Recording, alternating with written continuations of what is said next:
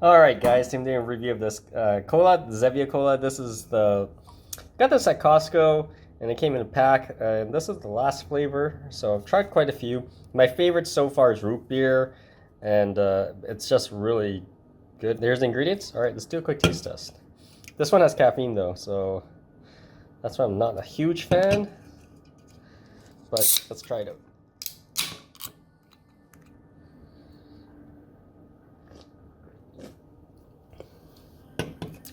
I don't really like this one. It has like, the cola is not really pronounced. Like